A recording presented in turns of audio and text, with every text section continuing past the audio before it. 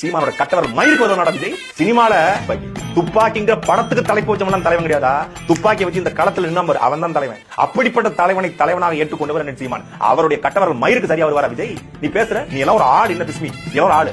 ஏன்னா பணத்துக்காக பிச்சை எடுத்து பணத்தை வச்சு பேசக்கூடிய நீ ஒரு யூடியூப்ல ஒரு சினிமாவுக்கு விமர்சனம் போட்டு அதை வச்சு வயிறு வளர்க்கிற நீங்கள் எல்லாம் நாம் தமிழர் கட்சியுடைய தலைவர் சீமானை பற்றி பாட்டு போட்ட ஒரு தற்குறி தருதலைய நீ பெரிய பிம்பம் போல காட்டி மக்கள் செல்வாக்கு இருக்கா? எந்த மக்கள்கிட்ட செல்வாக்கு இருக்கு? எந்த மக்கள் போடுறது போய் நின்னீங்க? எந்த மக்கள் பிரச்சனை விஜய் நின்றுருக்காரு?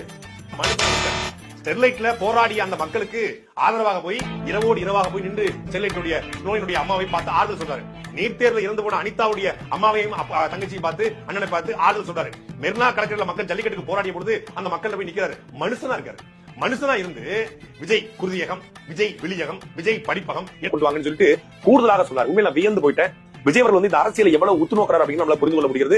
ரொம்ப தெளிவான ஒரு ஆகச்சிறந்த ஒரு லீடருக்கான உரையா இருந்தது. லீடரை தாண்டி ஒரு சிறந்த கல்வியாளருக்கான உரையா இருந்தது. ஒரு நல்ல தலைவனுக்கான உரையா இருந்தது. அது மிக முக்கியமா சொல்றாங்க.